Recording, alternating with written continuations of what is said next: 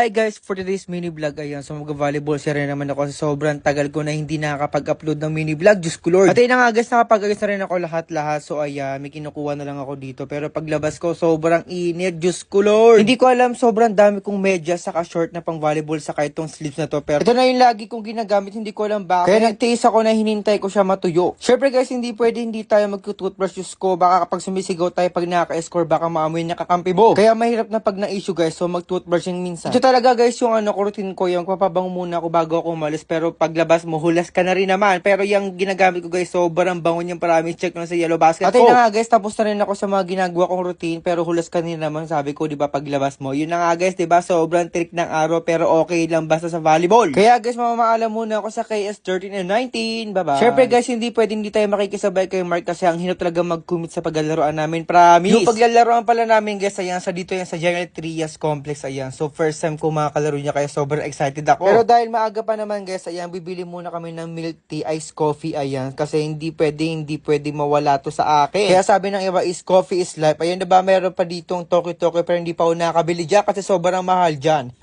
At yun na nga guys, meron ng Dunkin' door dito pero ang tagal bumukas. Ewan ko kung kailan niya bubukas. Diyan pala ako guys, bumibili ng iced coffee. Ayan, sa coffee. Ayan, sobrang sarap ito at sobrang mura niya. Kaya sobrang sulit dito. Paramis ang binibili ko dyan palagi is caramel macchiato. Ayan. Ang dami kong sinabing sobra. Pero guys, hindi ko pala binili ngayon caramel macchiato kasi gusto ko naman maiba naman siya. Pero coffee pa rin naman yung binili ko. At yun na guys, nakarating na rin kami sa paglalaroan namin. Ayan, first time ko makakalaro dito. Pero, Diyos ko, nafe-feel ko na sobrang init dito, promise. Kahit hindi pa ako naglalaro. Napaaga kami dito kasi sobrang excited namin kasi meron pa pala nagbabadminton. At yun na nga guys, so ayan, nakakabit na yung net. So nagpipili-spiking muna sila. Pero ayoko muna kasi sobrang init dito, promise. Tingnan nyo naman, diba? Kaya hindi pwede dito isang gagamitin mo lang ng jersey kasi sobrang init dito, promise. Tingnan nyo naman, diba guys, after game namin, hindi ako nakapag-video kasi sobrang init talaga, promise. Pero ito yung next is nakapag-video na ako guys.